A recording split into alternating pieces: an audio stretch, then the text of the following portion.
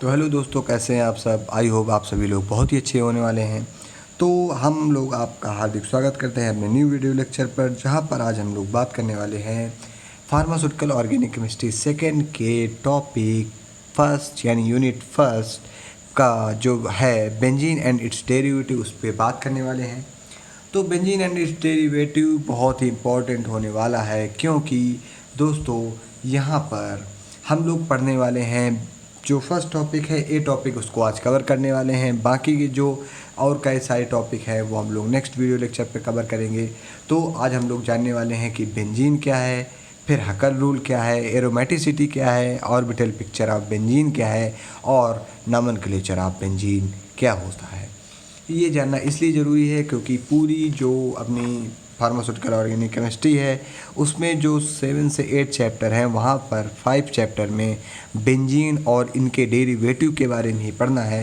तो इसलिए ये वाला जो चैप्टर है उसको बहुत ही हम लोग धीरे शुरू कर रहे हैं। वीडियो लेंदी हो सकते हैं, आपको समझना है, आपको अच्छे से कॉन्सेप्ट क्लियर करने हैं तो आपको पढ़ना होगा। और आपको अगर हमें मोटिवेट करना है तो आपको लाइक शेयर एंड सब्सक्राइब करना होगा अपने दोस्तों के साथ। तो बिना देरी किए हुए स्टार्ट करते हैं।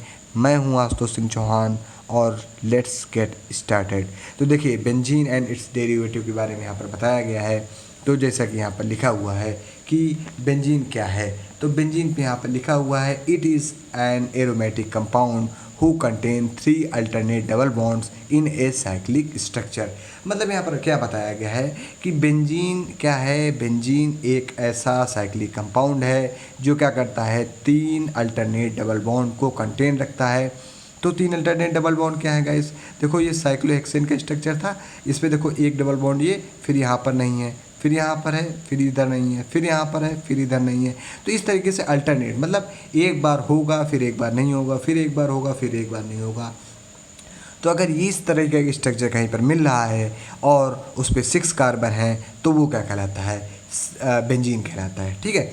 अब बेंजीन का अगर हम लोग बात करें तो बेंजीन का जो C6H6 क्या होता है, केमिकल फार्मूला होता है, ये स्ट्रक्चर होता है। इस बेंजीन के स्ट्रक्चर को हम लोग इस तरीके से भी डिनोट कर सकते हैं, इस तरीके से भी बेंजीन के स्ट्रक्चर को डिनोट किया जा सकता है। और यहाँ जहाँ पर CH2 किया है हम लोगों ने, वहाँ सब जगह क्या हो जाएगा, CH हो जाएगा और यही CH। और इस तरीके के देखिए अल्टरनेट डबल बॉन्ड, एक बॉन्ड यहाँ पर है, फिर यहाँ नहीं है, फिर यहाँ है, फिर यहाँ नहीं है, फिर यहाँ है, फिर यहाँ नहीं है। तो ये क्या कहलाता है, बेंजीन कहलाता है। और बेंजीन का जो कार्बन होता है वो sp2 हाइब्रिडाइज होता है। तो आई होप आपको बेंजीन काफ़ी अच्छे समझ में आ गई होगी। अभी बहुत सारी चीज़ें हैं बेंजीन के बारे में, क्योंकि अब हम लोग बेंजीन ही पढ़ने वाले हैं इस चैप्टर में। तो बहुत सारी चीज़ें हैं, अभी उनको भी जानते जाएंगे और उनके बारे में भी नोट्स बनाते जाएंगे। अब जो दूसरा टॉपिक आ रहा है दोस्तों वो है नॉमेनक्लेचर ऑफ बेंजीन।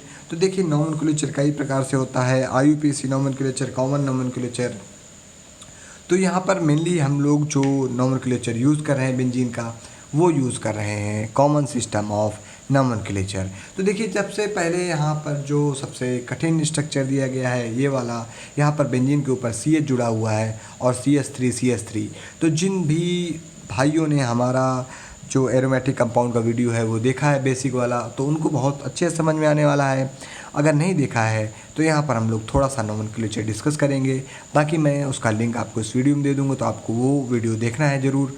तो यहाँ पर जो ये बेंजीन है, बेंजीन के ऊपर CH है, CH से 2 CH3 मालिक्यूल जुड़े हुए हैं।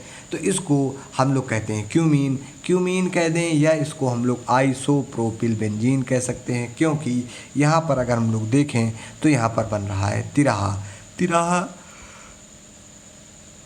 किस सेंस में बन रहा है दोस्तों, तो तिराहा बन रहा है। इस प्रकार से आप लोग देख सकते हैं बेंजीन है और बेंजीन के ऊपर ये CH जुड़ा हुआ है और इधर CH3 और इधर CH3 जुड़ा है। तो अगर हम लोग बात करें तो ये कुछ इस तरीके का स्ट्रक्चर आ रहा है कि नहीं आ रहा दोस्तों। तो जब ये इस तरीके का स्ट्रक्चर आ रहा है तो हम लोग इसको आइसो कह देंगे। और आइसो के बाद कितने कार्बन हैं, 1 2 3। तो आइसो के बाद प्रोपिल मतलब 3 कार्बन वाली चैन या 3 कार्बन वाला सब्स्टिट्यूएंट, और उसके बाद बेंजीन। ये पूरा बना ही हुआ है, ये पूरा बेंजीन है। तो इसको हम लोग क्या कहेंगे, आइसोप्रोपिल बेंजीन कहते हैं। इसी को ही कॉमन नेम में क्यूमीन कहते हैं। ठीक है।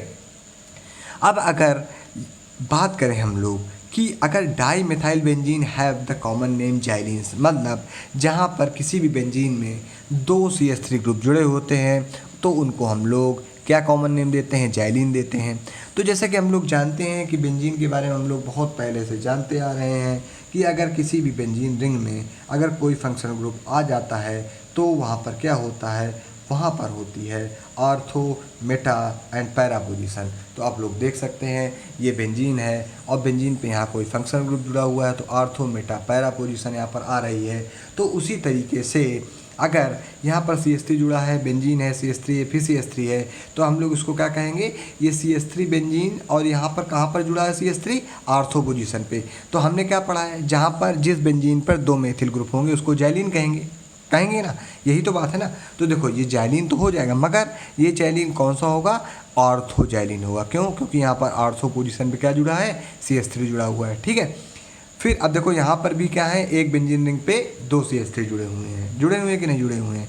तो अब इन जो 2 CH3 हैं उनको हम लोग कहेंगे जाइलिन, मगर जो जो इसका पर्टिकुलर नेम हो जाएगा वो क्या हो जाएगा, मेटा जाइलिन। क्यों, क्योंकि ऑर्थो मेटा पोजीशन पे ये CH3 जुड़ा हुआ है, इसलिए इसका जो नाम हो जाएगा वो मेटा जाइलिन हो जाएगा।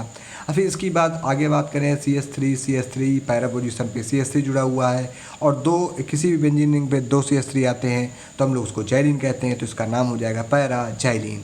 ठीक है, अगर हम लोग पॉली सब्स्टिट्यूटेड बेंजीन की बात करें, पॉली सब्स्टिट्यूटेड बेंजीन क्या है, पॉली मतलब बहुत और सब्स्टिट्यूशन मतलब वहाँ से हाइड्रोजन को हटाना।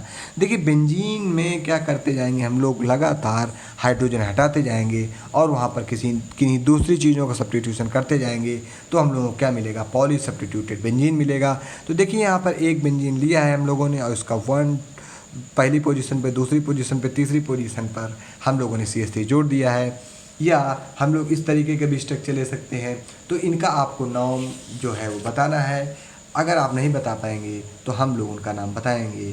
ठीक है, अब इसके बाद जो IUPAC का जो मेन फंडा है वो है एरियल ग्रुप। तो एरियल ग्रुप क्या होते हैं, एरियल ग्रुप ऐसे ग्रुप होते हैं जहाँ पर क्या होता है कि जो बेंजीन रिंग है वहाँ पर CH3 जुड़ा होगा या फेनिल ग्रुप होगा और उसी फेनिल ग्रुप में क्या होगा कि कोई ना कोई सब्स्टिट्यूएंट ऐड होगा, उसको ही हम लोग क्या कहते हैं, एरियल ग्रुप कहते हैं। तो देखिए यहाँ पर लिखा भी हुआ है, groups resulting from arenes by dropping a hydrogen atom of the benzene ring are called aryl groups.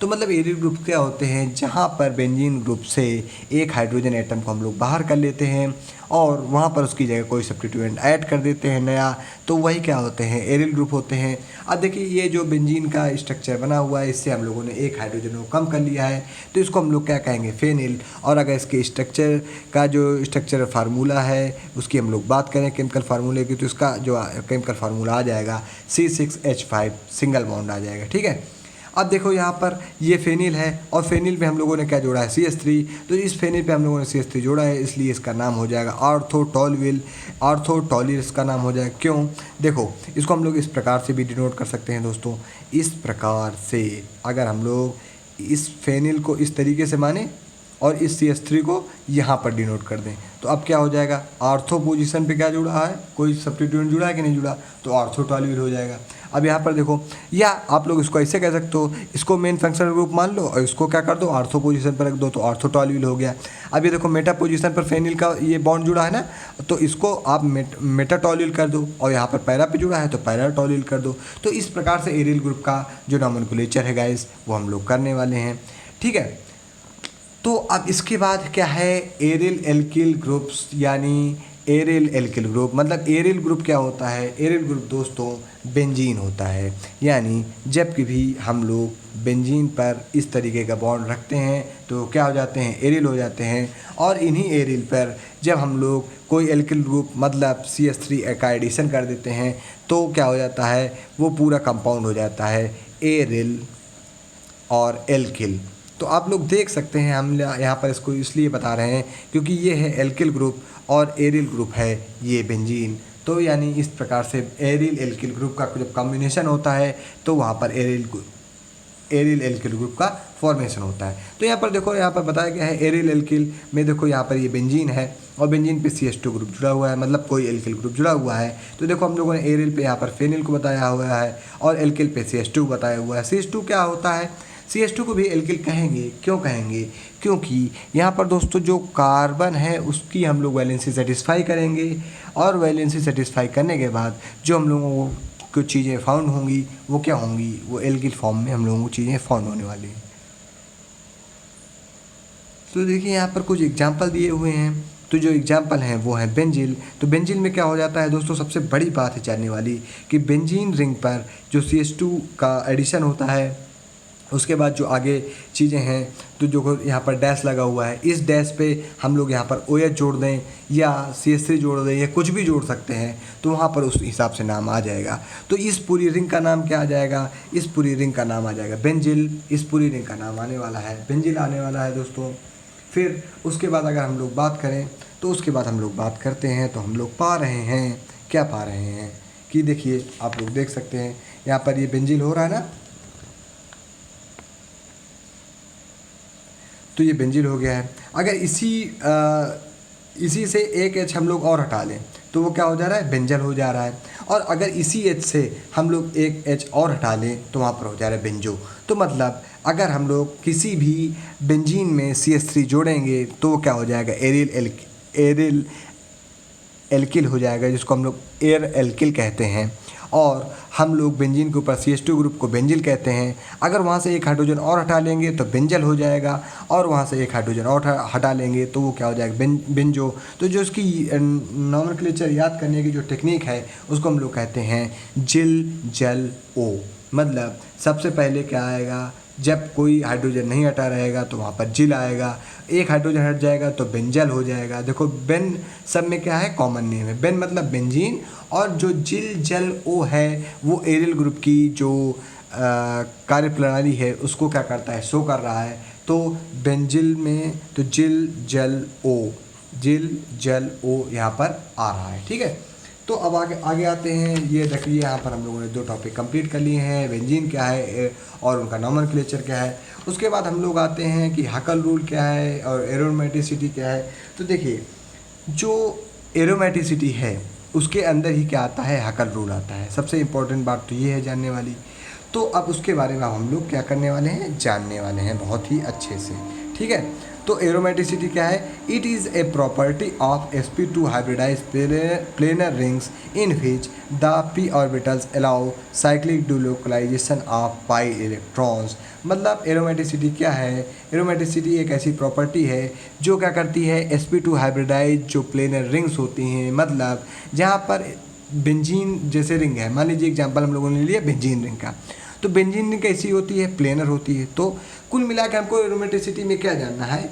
Are those compound ऐसे कंपाउंड जो क्या हो? प्लेनर इन स्ट्रक्चर हो, मतलब जो जिनका स्ट्रक्चर कैसा हो? जिनका स्ट्रक्चर हो प्लेनर। उसके बाद क्या हो वहाँ पर? उसके बाद वहाँ पर उनके बीच में sp2 हाइब्रिडाइजेशन हो, अल्टरनेट डबल बॉन्डिंग हो, और उनका जो p ऑर्बिटल का जो कॉन्जुगेशन है या p ऑर्बिटल का जो ओवरलैप हो वो अच्छी तरीके से हो रहा है, और वहाँ पर डीलोकलाइजेशन ऑफ पाई इलेक्ट्रॉन्स हो रहे हैं, मतलब लगातार बॉन्ड टूट रहे हैं और नए बॉन्ड का फॉर्मेशन हो रहा है, और वहाँ पर रेजोनेंस आ रहा है। तो कुछ इस प्रकार के स्ट्रक्चर को हम लोग कहते हैं एरोमेटिक कंपाउंड। और जो एक एरोमेटिक कंपाउंड होते हैं वो एक विशेष प्रकार का जो प्रॉपर्टी है वो शो करते हैं। तो इसी प्रॉपर्टी को हम लोग क्या कहते हैं? एरोमेटिसिटी कहते हैं। तो एरोमेटिसिटी यहाँ पर सेकंड पॉइंट में बताया गया है, aromaticity direct the chemical nature of the reaction either undergo substitution rather than addition reaction. तो जो एरोमेटिसिटी जो प्रॉपर्टी आई है वो क्या करती है? वो केमिकल नेचर को डायरेक्ट इन्फ्लुएंस करती है, और वहाँ पर जो रिएक्शन होती है वो सब्स्टिट्यूशन रिएक्शन होती है बेंजीन में, या जो एरोमेटिक कंपाउंड है। और कौन सी रिएक्शन नहीं होती यहाँ पर? एडिशन रिएक्शन यहाँ पर नहीं होती। मतलब यहाँ पर अब जो भी रिएक्शन होंगी वो सब्स्टिट्यूशन रिएक्शन होंगी। सब्स्टिट्यूशन में क्या होगा? हाइड्रोजन को हम लोग सब्स्टिट्यूट करेंगे, मतलब हाइड्रोजन को हटाएंगे और उसकी जगह कोई दूसरा कंपाउंड वहाँ पर अटैच कर देंगे। तो क्राइटेरिया क्या क्या है एरोमेटिसिटी के लिए उसके बारे में जानते हैं। तो कई सारे क्राइटेरिया हैं यहाँ पर जो एरोमेटिसिटी के लिए बने हुए हैं। तो सबसे पहले क्या है? Rule number 1। तो रूल नंबर 1 में बताया गया है कि जो एरोमेटिक कंपाउंड है वो कैसा होना चाहिए? साइक्लिक होना चाहिए और प्लेनर होना चाहिए। तो साइक्लिक और प्लेनर का क्या मतलब है दोस्तों? कि साइक्लिक मतलब कुछ इस प्रकार की साइकिल बनी होनी चाहिए वहाँ पर। तो ये देखिए साइकिल बनी है कि नहीं बनी है? बनी है ना। उसके बाद एक ही प्लेन पे होना चाहिए, तो ये एक प्लेन पे है कि नहीं है। तो पहला रूल ये है कि साइक्लिक होना चाहिए एरोमेटिक कंपाउंड्स को, और कैसा होना चाहिए, प्लेनर होना चाहिए, मतलब वन प्लेन पे होना चाहिए। दूसरे पॉइंट पे क्या बात कही गई है, रेजोनेंस की बात कही है। तो रेजोनेंस का क्या मतलब है, या हाइब्रिड का क्या मतलब है कि यहाँ पर अल्टरनेट डबल बॉन्डिंग होगी। मतलब जैसे यहाँ पर एक डबल बॉन्ड है तो फिर सिंगल बॉन्ड, फिर डबल बॉन्ड, फिर सिंगल बॉन्ड, फिर डबल बॉन्ड, फिर सिंगल बॉन्ड, कुछ इस प्रकार का स्ट्रक्चर आने वाला है। तो यहाँ पर क्या है, पी ऑर्बिटल का जो ओवरलैप है वो होगा, या यहाँ पर रेजोनेंस मिलेगा, और हम लोगों को जो ऑर्डर मिलेगा जो बॉन्ड फॉर्मेशन का, वो पाई सिग्मा पाई का जो अरेंजमेंट है वो मिलने वाला है। तो देखिए दूसरा पॉइंट हो गया, दूसरा रूल हो गया किसी भी कंपाउंड को एरोमेटिक बनाने के लिए, या जो कंपाउंड एरोमेटिसिटी शो करेंगे उनमें ये दोनों रूल आने वाले हैं। और तीसरा रूल क्या आने वाला है दोस्तों, तीसरा रूल आने वाला है ये कि किसी भी कंपाउंड में 4n+2 पाई इलेक्ट्रॉन्स होते हैं, जहाँ पर n जो है वो 0 से लेकर 1 2 3 तक होता है, और n को ही हम लोग क्या कहते हैं, नंबर ऑफ रिंग कहते हैं। जैसे मान लीजिए अब हम लोग क्या करते हैं, अब ये जो जैसे आया है 4n+2 पाई इलेक्ट्रॉन्स, ये बात आई है ना, इलेक्ट्रॉन्स। तो यहाँ पर देखो पहले तीसरा रूल हम लोग पढ़ लेते हैं। Structure contain 4n+2 pi electrons are known as Huckel rule, इसको हम लोग हकल रूल भी कहते हैं। तो एरोमेटिक कंपाउंड में क्या होना चाहिए, रूल नंबर फर्स्ट कि वो साइक्लिक और प्लेनर होने चाहिए। दूसरे में क्या होना चाहिए, उनमें रेजोनेंस होना चाहिए। और रूल तीसरा है वो क्या है, हकल रूल को फॉलो करना चाहिए। तो देखिए यहाँ पर जो फार्मूला है 4n+2 पाई इलेक्ट्रॉन, तो जहाँ पर हम लोगों ने n बराबर नंबर ऑफ रिंग बताया है। तो अगर मान लीजिए हम लोग बेंजीन की बात करते हैं, तो ये देख लिया आप लोग देख पा रहे होंगे बेंजीन का ये स्ट्रक्चर बना हुआ है, कुछ इस प्रकार से बेंजीन का स्ट्रक्चर बना होता है।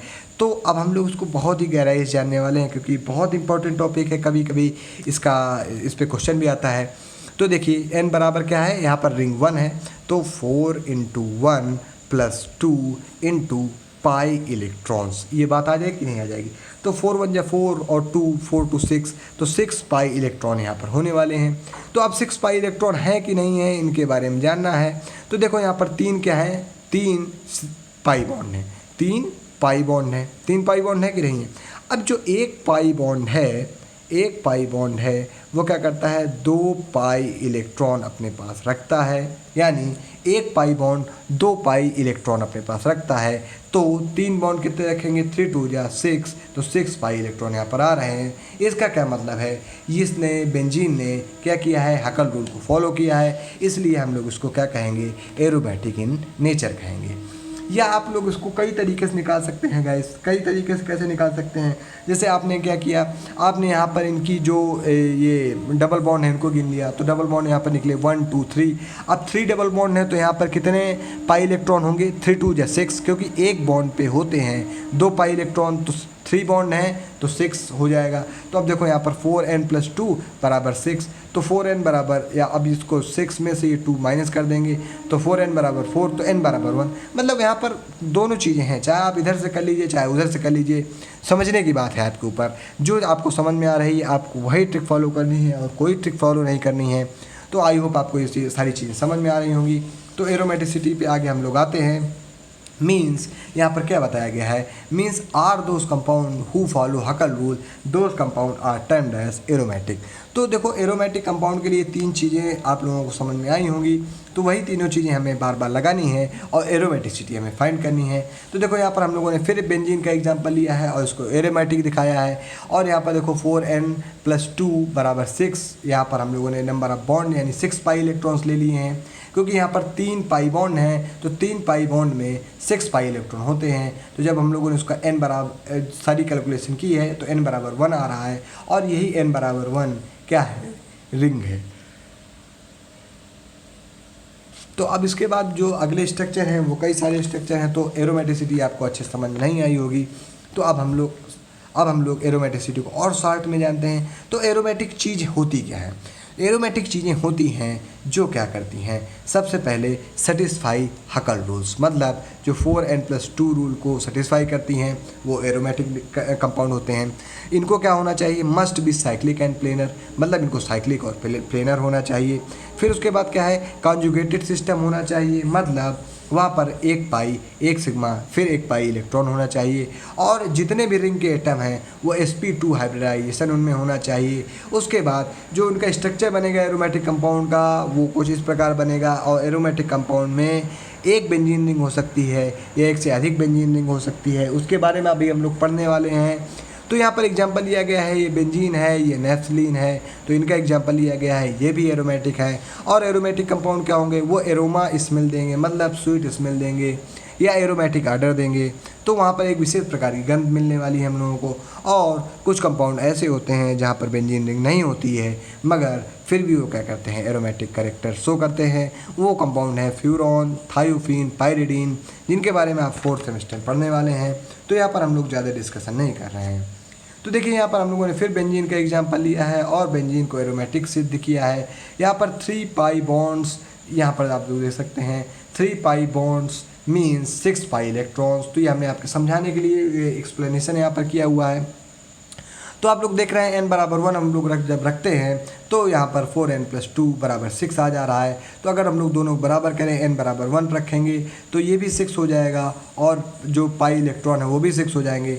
दोनों की वैल्यू क्या हो जाएगी, बराबर हो जाएगी, यानी number of pi electron equal to value of 4n+2 of benzene.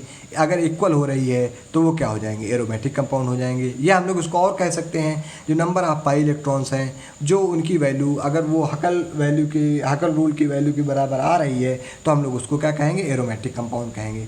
अगर हम लोग इसकी बात करें, अगर आपको और कॉन्सेप्ट समझना है तो इसका हम लोगों ने अगला एग्जाम्पल लिया हुआ है। अगले एग्जाम्पल में आप लोग देख सकते हैं 2 बेंजीन रिंग जुड़ी हुई हैं। पहली रिंग में 3 बॉन्ड हैं, दूसरी रिंग में 2 बॉन्ड हैं। तो जब इन दोनों बॉन्डों को हम लोग जोड़ेंगे तो होते हैं 5 बॉन्ड। तो 5 बॉन्ड में कितने पाई इलेक्ट्रॉन होंगे, 10, क्योंकि 5 × 2 हो जाता है, जितने बॉन्ड उसका 2, यानी 5 × 10 पाई इलेक्ट्रॉन्स। मतलब 5 जहाँ डबल बॉन्ड होंगे वहाँ पर 10 पाई इलेक्ट्रॉन होंगे। तो 10 पाई इलेक्ट्रॉन हो गया। अब यहाँ पर n बराबर कितना रख देंगे, हम लोग 2 रख देंगे। क्यों, क्योंकि यहाँ पर बेंजीन रिंग कितनी है, 2 है। तो अब हम लोग n = 2 रखेंगे तो 4 × 2 + 2, तो 4 × 2 = 8, 8 + 2 10। तो देखो 10 पाई इलेक्ट्रॉन भी हैं और 10 हम लोग हकल रूल से भी ला रहे हैं। तो हम लोगों ने यही बात तो कही थी कि number of pi electron equal to value of Huckel rule. अगर ये दोनों चीज़ें बराबर हो रही हैं तो जो कंपाउंड है वो कैसे हो जाएंगे, एरोमेटिक हो जाएंगे। यानी अपना जो नेफ्थलीन है वो भी कैसा है, एरोमेटिक इन नेचर है। उसके बाद देखो हम लोगों ने यहाँ पर अगली जो रिंग है उसकी बात की है, एंथ्रासीन। तो एंथ्रासीन कैसा है, एरोमेटिक है कि नहीं है। तो एंथ्रासीन में कितनी रिंग है, 3। अगर बॉन्ड की बात करें तो यहाँ पर 7 बॉन्ड है, पाई बॉन्ड। तो नंबर ऑफ पाई बॉन्ड है 7 और नंबर ऑफ पाई इलेक्ट्रॉन कितने हो जाएंगे, 7 × 2 तो यानी 14 हो जाएंगे। अगर हम लोग हकल रूल की बात करें तो यहाँ पर 4n+2 पे n = 3 आ जाएगा, क्योंकि यहाँ पर एंथ्रासीन में 3 बेंजीन रिंग है। तो अगर हम लोग इसको सॉल्व करते हैं तो यहाँ पर भी क्या होता है, इसकी वैल्यू 14 आती है और पाई इलेक्ट्रॉन की भी वैल्यू क्या आ रही है, 14 आ रही है। तो दोनों वैल्यू बराबर हैं तो इसको हम लोग क्या कहते हैं, एरोमेटिक कंपाउंड कह देते हैं दोस्तों। बाकी कुछ सारे कंपाउंड हैं जैसे साइक्लोप्रोपिल कटायन है, ये भी एरोमेटिक होता है, ठीक है। और उसके बाद साइक्लोऑक्टा टेट्राईन भी क्या है, ये नॉन एरोमेटिक कंपाउंड है। तो इस तरीके से कुछ एग्जांपल दिए हैं। आपको ज़्यादा नहीं जानना है, आपको केवल बेंजीन के बारे में जानना है और बेंजीन से रिलेटेड जो कंपाउंड है उनकी एरोमेटिसिटी के बारे में जानना है। तो अब इस चीज़ को भी क्या करते हैं, हम लोग ख़त्म करते हैं।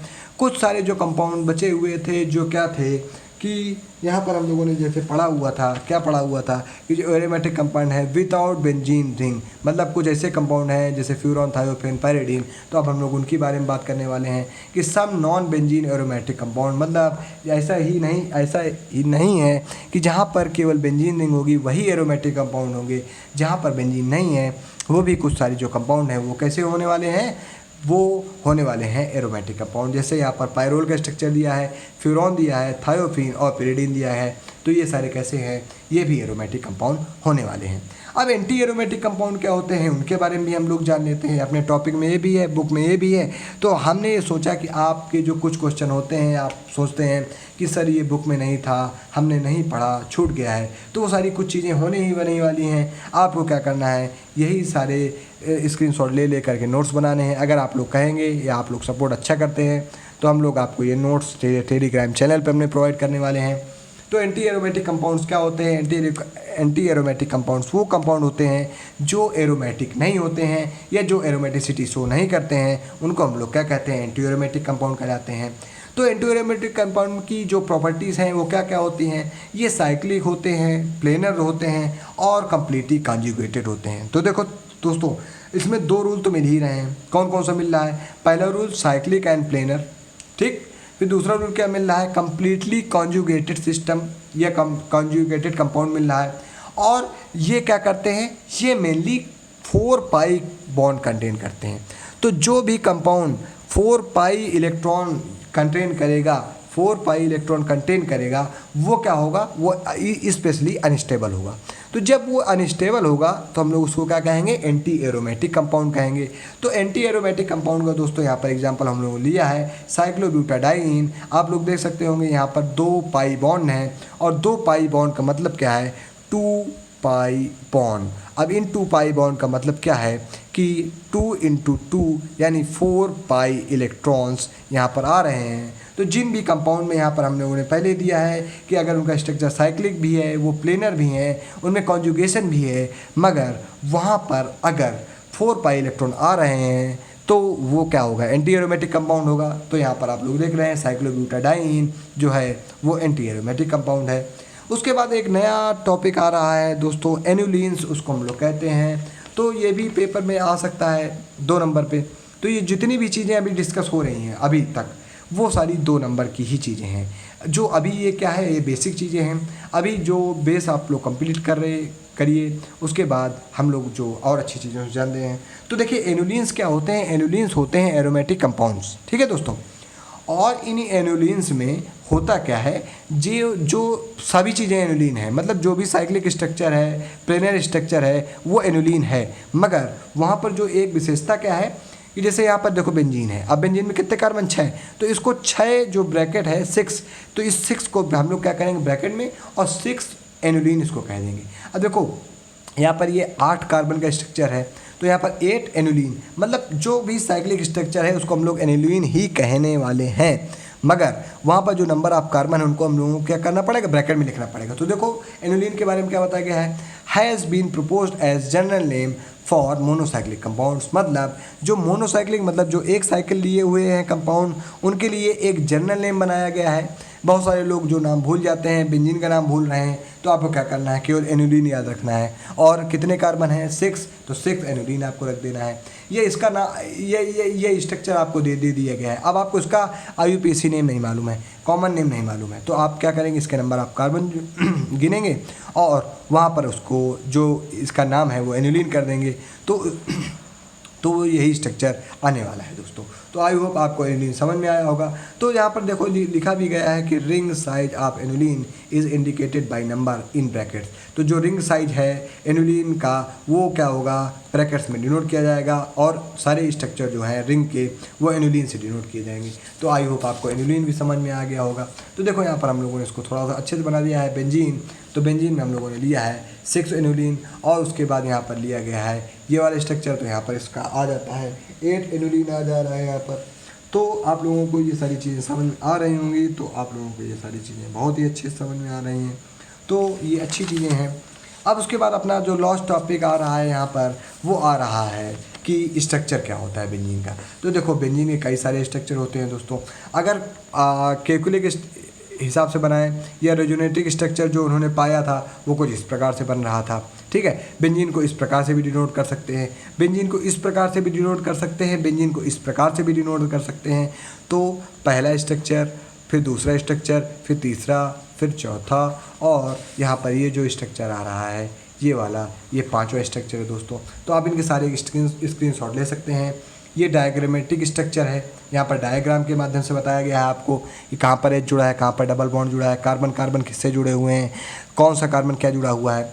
तो अब देखो आप ये इतनी सारी चीज़ें समझ रहे होंगे, आपको ये स्ट्रक्चर हमेशा आने चाहिए क्योंकि अब आप बेंजीन पढ़ रहे हैं तो ये सारी चीज़ें आपको आनी चाहिए।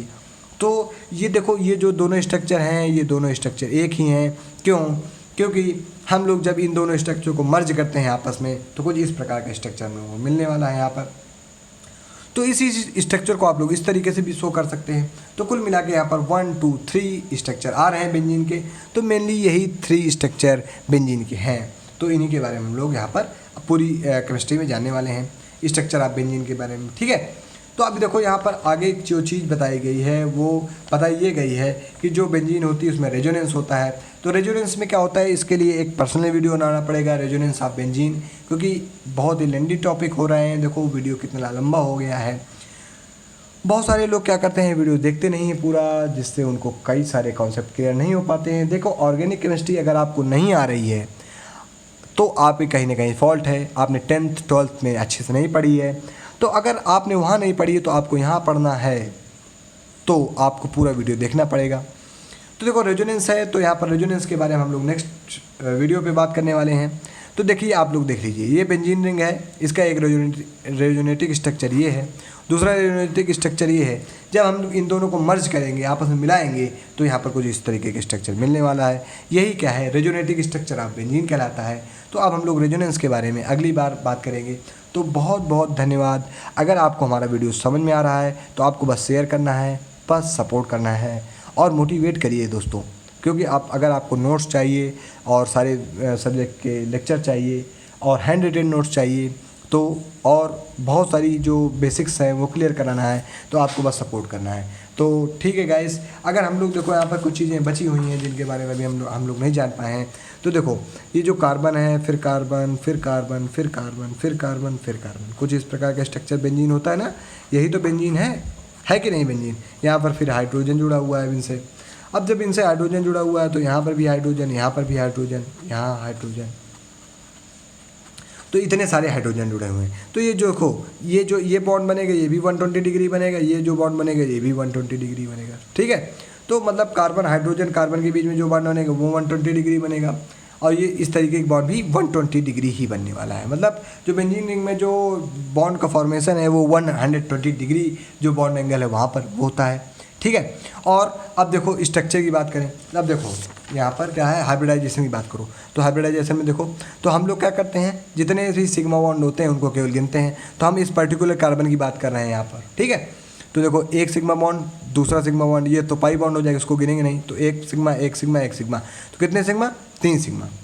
क्या करो, एस पी करो, बहुत पहले रूल बताया था ना, एस में कितना 1, पी में आ सकते हैं 3, मगर अपने पास हैं कितने, टोटल 3 है, तो 1 निकल गया, बचे कितने 2, तो sp2। तो यानी इसका कितना हाइब्रिडाइजेशन आ रहा है, sp2। हम लोग पहले भी पढ़ चुके हैं, नहीं पढ़ चुके हैं, पढ़ चुके हैं ना।